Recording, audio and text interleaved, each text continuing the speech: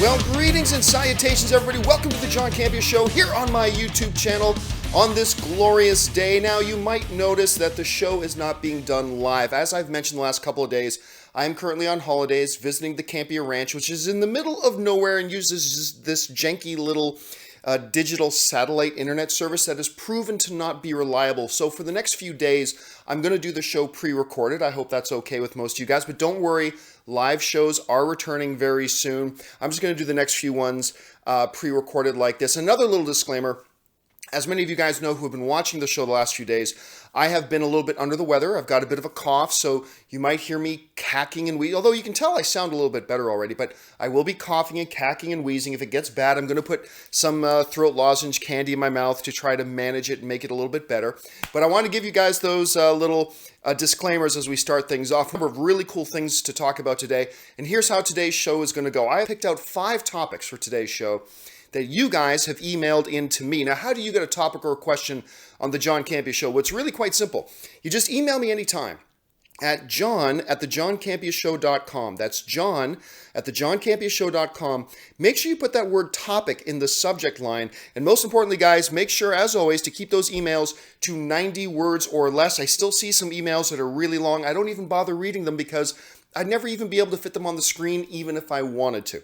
So, with all that stuff out of the way, let's get started with the first topic today. And the first topic today comes to us from Jon DeMotto, who writes, longtime fan, thank you so much, John. What do you think of the box office success of Jumanji? Looking at about 100 plus million going through its first week, most box office gurus thought it would gross 100 million max domestically. What led to its success? Will we see a sequel? Well, thanks a lot, man. And it's actually, if you look at the worldwide totals, Jumanji has already exceeded what they thought this movie was going to do. And I'll be honest with you, coming out of Baywatch, you heard me talk about this the other day. Coming out of Baywatch, I wasn't sure what to expect because I'm a huge fan of Dwayne "The Rock" Johnson. You know me, everything with The Rock is a little bit better. He's the franchise savior. But, you know, Baywatch was a huge letdown. Which reminds me, I've got my top 10 most disappointing movies of the year video coming up, and spoiler alert, Baywatch is going to be on it. Anyway, so I wasn't quite sure what to make of this. I thought the trailers looked okay. I was really delighted with the film. I enjoyed it a lot. And as I mentioned in my review, you know, this isn't a movie, Jumanji, Welcome to the Jungle, that I think we're going to be talking about 5 years from now or anything like that. However, I really did quite enjoy it. It's a fun time at the movie theaters. You got some of the biggest movie stars in the world right now. Dwayne Johnson and Kevin Hart already showed they had really good on-screen chemistry together with Central Intelligence. Jack Black, when he's on his A game, can be really funny. We got Karen Gillan in there as well from Guardians of the Galaxy, and she was great in this movie. So I think you're wrapping a couple things into one here. Number one, the trailers look pretty good, so that was working in its favor. Number two, you got the biggest movie star in the world right now with Dwayne Johnson. That's not an automatic, but it does help. Number three, the reviews have been pretty solid for it. So you've got good reviews, pretty positive word of mouth, biggest movie star in the world. You've got the marketing has looked all right. And on top of all that, you had a little bit of nostalgia factor because of the original Jumanji with Robin Williams and all that kind of stuff. And I think all of that kind of coalesced into a really good, nice, big opening for the film. And I think it's going to have pretty good legs moving forward. So I'm really happy for it because, you know, I love seeing good movies do pretty well. I really enjoy it when we get to see it because we don't always get to see that. Sometimes really great movies come out. And I'm not saying Jumanji is really great, but it's a good movie. And sometimes good movies come out and they don't get any success and they don't get any traction with the audience. It's really nice to see this movie do well because I think it deserves it, to be honest. All right, let's move on now to the next topic. This is going to get some people talking, I'm sure. And this one comes to us from Brian Pulley, who writes, Hey, John, I was wondering what your opinion is about theaters being open every day of the year and requiring employees to work major holidays, Thanksgiving, Christmas, etc. My wife just started part-time at a big local movie theater chain in Utah, but hates the fact that she has to work those holidays away from family. Do you think theaters should be closed on those holidays, and why do they choose to be open at all? Well, thanks a lot for the question, man. And as I mentioned, right now, I'm in Hamilton, Ontario, just outside of Hamilton, Ontario, to be honest. But Hamilton, Ontario is my hometown. That's where I grew up. That's where I identify as home. And it really wasn't all that long ago. Like, I remember I was in like grade 7 or 8 in Hamilton when there were still laws here that businesses couldn't be open on Sundays, which, was always a big item for debate around the city of Hamilton. Like the mall couldn't be open on Sundays, you had to have the holidays, things like that. But a lot of people were upset about it. Number one, because people have those days off, so they want to go shopping. Number two, you had a lot of people who worked those jobs who thought, oh, we would love to get those extra shifts. And eventually they changed the rules and they changed the laws and they could do that. Now, to this day, a lot of businesses close on the major holidays like Thanksgiving and Christmas, and that's understandable. But some businesses, then this is just my point of view, to be honest with you, and maybe you disagree with me and that's totally fine. But some businesses are actually peak business on those holidays. Look, a lot of people have Christmas off, and it was never a big thing in Canada, but it has been a big thing in the States, and it's becoming a bigger thing in Canada now, that people like to go to the movies on Christmas Day. I mean, I don't get it, but that's fine. But a lot of people like going to the movies on Christmas Day. A lot of people like going to the movies on Thanksgiving. They are big business days. And to be honest with you, and again, this is just my perspective. Many of you guys might have a different point of view, and that's fine. But if you're going to ask me my opinion on this, my opinion is this.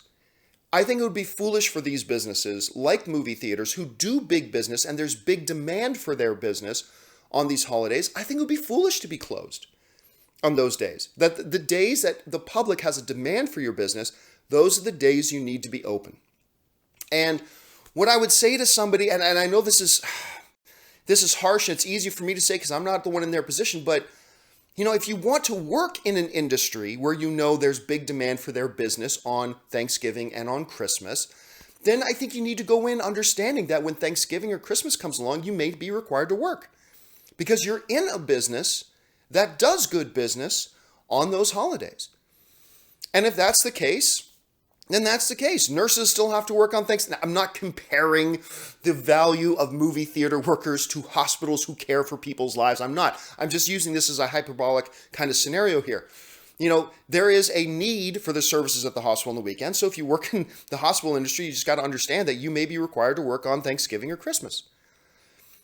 And yes, it's not a direct correlation because one is clearly more important than the other, obviously. But just the point I'm trying to make is that these are industries that do business on those holidays. They need to be open. And if you're going to work in an industry that needs to be open on those holidays, I mean, the chances are you might have to work those days. Now, thankfully, we're not talking about, 28 times a year. We're talking about really 2 major days a year, which is Thanksgiving and Christmas. So thankfully, it's not going to affect a lot of your year. And it is unfortunate for people who want to have those days off, but they work at the theater and the theater's telling them they got to come and work that day. That's unfortunate, but it's part of the gig. And I think everybody's got jobs and things about their jobs that they don't like that they just have to look in the mirror and say, it's part of the gig. And I think that's probably one of them. So I know I myself as a movie fan, I want the theaters open on those days, just in case I want to go like a lot of other people do want to go. So that's just my opinion. You guys may have some different thoughts on that. Jump down to the comments section and let me know what you guys think. And you don't have to agree with me. I want to hear opposing points of view for sure. All right. This one is one I'm a little upset about. Okay, so this next one comes to us from Martin Lawrence. I'm going to assume it's not the Martin Lawrence, rather a Martin Lawrence. Martin Lawrence writes, I was reading a story about how AMC is looking at different prices for different seats. So seats in the front row would be cheaper than better seats elsewhere. Do you think this could get more people into the theaters? All right, thanks a lot for the question, man. And what Martin's talking about is there's a story that surfaced that AMC has begun sending out surveys to select members of their AMC Stubs program. I'm an AMC Stubs member. And to give a little bit of a preference, you guys know I once worked with AMC theaters. I have a very wonderful place in my heart with great affection in my heart for AMC theaters. They are still my favorite movie chain. So yada, yada, yada. Their HR department is a bunch of incompetent jackals who should be, thrown to the lions. But whatever. I'll go into that another time. No, I'll never stop talking about what a bunch of incompetent morons the HR department at AMC theaters are. They really are. They're a bunch of incompetent, jackal, backbiting, just incompetent nonsense fools over there. Rest of AMC theaters and their corporation is fantastic. And that's just my opinion. But anyway, let me go on with that. I still have a great place of great affection in my heart for AMC. Again, my favorite movie theater chain, I go to an AMC theater first before I go to any other theater if I have the option, yada, yada, yada. So let me give all that disclaimer here first. What they're talking about is a story that's come out that a survey's been sent out to AMC stub members, select AMC stub members, basically asking, hey guys, what would you think about paying maybe a little bit more for the prime seats, not AMC prime, but the premier seats, the best seats in the house, and maybe paying a little bit less for the worst seats in the house, like for the front couple of rows or in the very back corner or whatever. What would you think about that? So the way I interpret this is it seems clear to me what AMC is doing is that they are preparing to maybe test out a pricing plan. Well, let's say for argument's sake, theater of 100 seats and you just charge $10 a ticket, which is the way most theaters work. They're going to be playing around with a price plan where it's like, oh, seats right in the middle of the theater will be like $13, whereas the front row seat will be $7 and all that kind of stuff, right? That's what they're looking at. What do I think about something like this? If this is indeed what AMC, and remember, we've got nothing on paper saying this is what AMC is doing. We just know they're surveying their customers right now. And here's what I think of this. This is some first-class bullshit. That's what this is. This is yet another example of the movie theater industry, not just AMC theaters. This is the entire movie theater industry. I'm not just trying to single out AMC here. This is, Empire. This is Regal. This is Cinemark. This is all of them, okay? Another example of how they are thinking ass backwards about how to solve the problems and the challenges that their industry faces.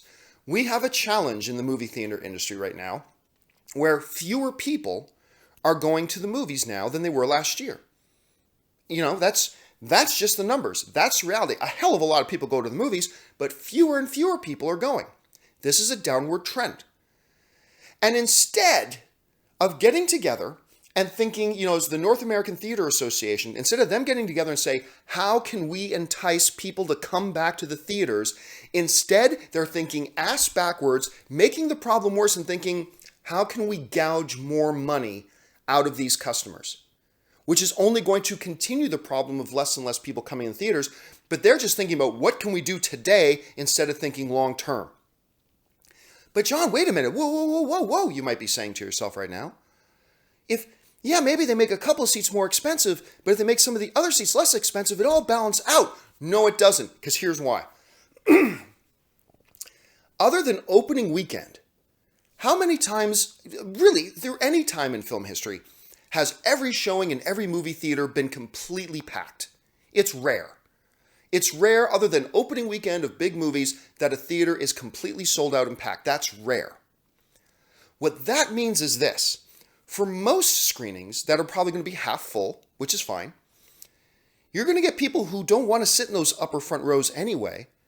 So the theater chain knows, let's price those seats cheaper so it looks like we're balancing it out. But in reality, nobody was going to get those seats anyway. Everybody who's still coming is going to pay a premium price for the center seats. Even though they're coming in, so while we would have, we weren't going to sell those front rows anyway, so let's say they're cheaper and then charge $12 for that seat when we would have charged $10, and we're going to be gouging our customers for more. At the end of the day, that's what this is about. This is about AMC and the entire movie theater industry right now thinking ass fucking backwards about this. About how do we get more money out of the people who are still being loyal to us instead of how do we go out and get those other people who aren't coming to the theaters to come back to the theaters and enjoy the experience. Instead of putting their creative energy towards thinking of new ways to entice people to come back to the theaters and make the movie-going experience a part of everybody's weekly habit, they're thinking of, we got less and less people coming to the movies. How can we gouge more money out of the people who are still coming to the movies? Yes, that's how we'll fix our problem. Gouge more money out of those people. Idiots. Idiots. You might get a short-term fix out of this, and you might fool some people and say, oh, well, it's okay if we make these seats more expensive because we'll make these seats less expensive. That's totally a red herring. This is the theater chain trying to gouge more money, which normally I wouldn't have a problem with. Look, you're in business to make money. I don't fault people for trying to make money. However, when you're an industry that's facing the problem of fewer and fewer people coming to your industry, you got to be putting your energy into thinking of ways to get people back into the theaters, not thinking of new ways to get money out of the people who are already coming, thus increasing the chances they may not come back again tomorrow, and you continue this perpetual systemic problem. They have got to get their heads out of their collective asses and stop trying to think of new ways to get more money from me when I'm the one who's coming and supporting them already, and try to get my cousin, who doesn't go to the movies, to come to the movies more often. That's where their energy and effort needs to be focused. They are making the problem worse. And until somebody at the North American Theater Owners Association or somebody in the major leadership at Regal or AMC decides, you know what, we as an industry are facing a really big problem here, and we need to collectively get together and figure out ways to make going to the movies a part of our cultural experience again, until they do that, this problem is just going to continue. And if we get the same kind of monkey leadership that we've got right now in the theater industry, keeping us going down this path, 7-8 years from now, the movie theater going experience may be gone. Not because it's not great, it is great, but the people in leadership right now seem to be intent on making the problem worse and worse and worse, and trying to think of long-term, how do we make this a healthier industry again? And this whole fake nonsense, red herring bullshit about, oh yeah, we'll just make a couple seats more expensive, a couple seats less. Yeah, you'll make the seats that nobody was going to get in the first place less expensive, just so you can charge the people who are coming to your theaters more money, thus turning them off and lowering the chance that they're going to come back again, perpetuating your systemic problem. And it drives me nuts. It drives me crazy. The movie-going experience is my favorite thing in the world. I love going to the movies. Not just watching movies, I love going to the movies. And the movie theater industry is killing the movie theater industry. And I think if you just put some things in place to make it a better experience for people and you start thinking in those terms, a lot of people will come back to the movies, man. And as important, you're going to keep the people who do go to the movies like me committed and loyal. But you're just doing things ass backwards, man. You are doing things ass backwards. Wake the fuck up. Anyway, sorry, it means a lot to me because I love the movie-going experience. I don't want to see it continue to get damaged by the people who are leading it right now. Anyway, sorry, I ranted on that for a bit. I will move on now. Let's move on to the next topic. And the next topic today comes to us from one of my Patreon supporters, Joe Zapata, who writes, Merry Christmas. Thank you so much, Joe. I appreciate that. Merry Christmas and happy holidays to you as well. Love the show and you, my friend.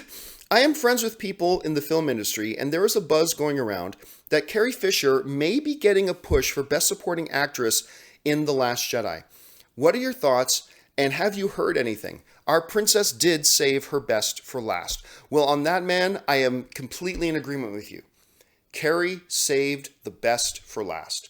I believe her performance as Leia, General Leia, because she'll always be royalty to me, in The Last Jedi was the best performance she's ever given us as Leia. That's what I think. Some of you agree with me, some of you disagree with me. That's totally fine. So there has been whispers and buzz going around about, hey, what are the possibilities then of Carrie getting a Best Supporting Actress nomination posthumously, much like Heath Ledger did for the Joker? I'm going to say this. I think the chances are slim, and to be honest with you, as much as I like The Last Jedi, and as much as I loved Carrie Fisher, and as much as I think this was her best performance as Leia, I don't think she deserves a nomination. Was she great? Yes. But being great isn't what makes you deserve a nomination. What makes you deserve a nomination is that there weren't 5 other people who did better. And I think even though I think Carrie Fisher did great in this movie, I think she did her best for last. I loved her in this movie.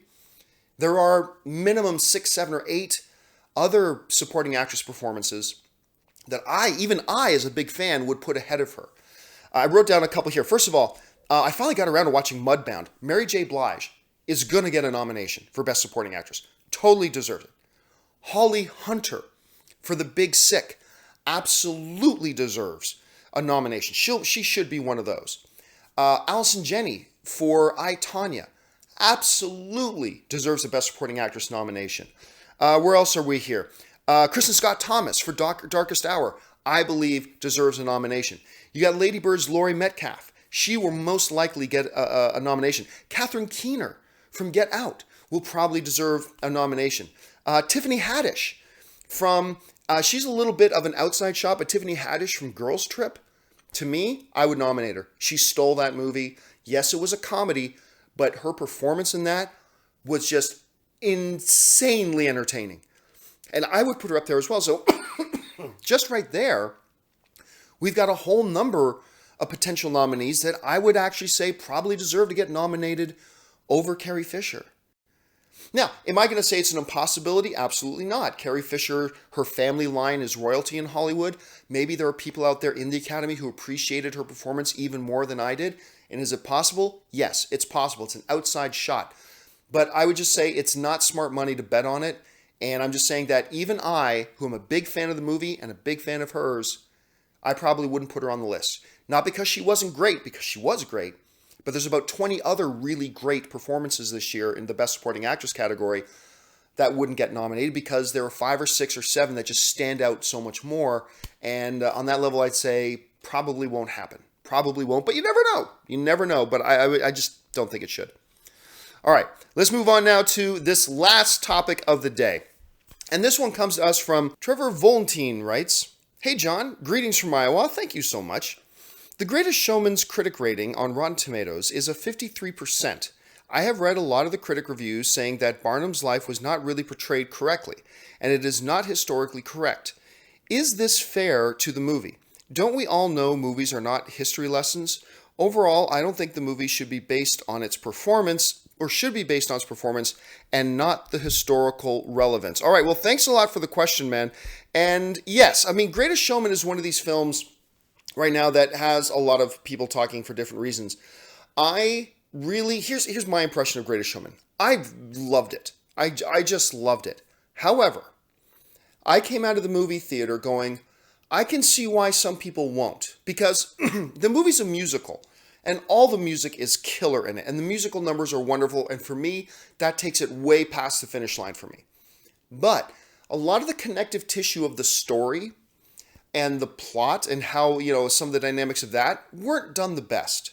You can tell they really put most of their energy and effort into making it a great musical.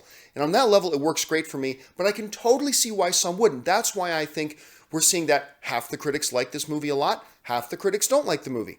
There you go. And I could totally see that happening, even though I myself loved it.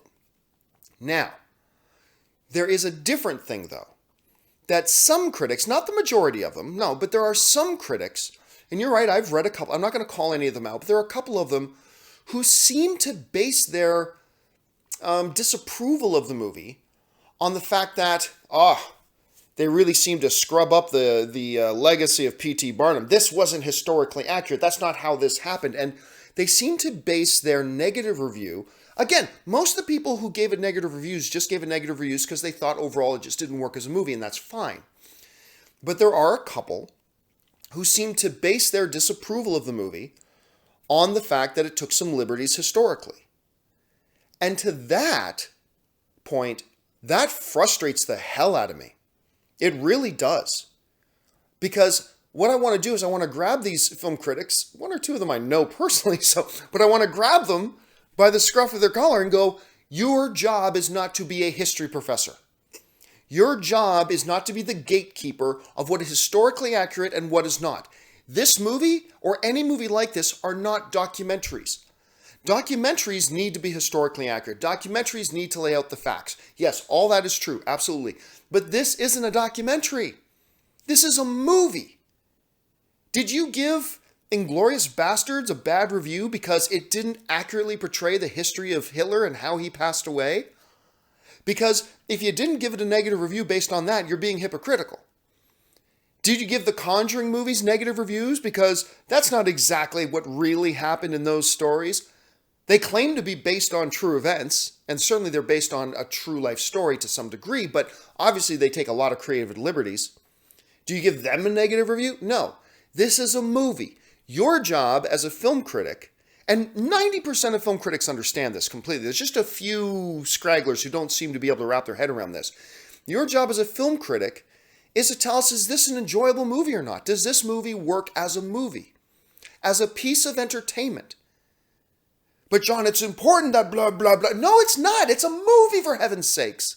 It's not a documentary. It's not a news piece. It's not a history book. It's a movie. Your job as a critic is to simply convey, does it work as a movie? Regardless if they take creative liberties here, creative liberties there, whatever, none of that should matter in your review. Your review should be, does this movie work? That's what it should be. It should have nothing to do with whether it's historically accurate. Did they change the facts about this? Did they hide these things about the central character? Whatever. None of that matters.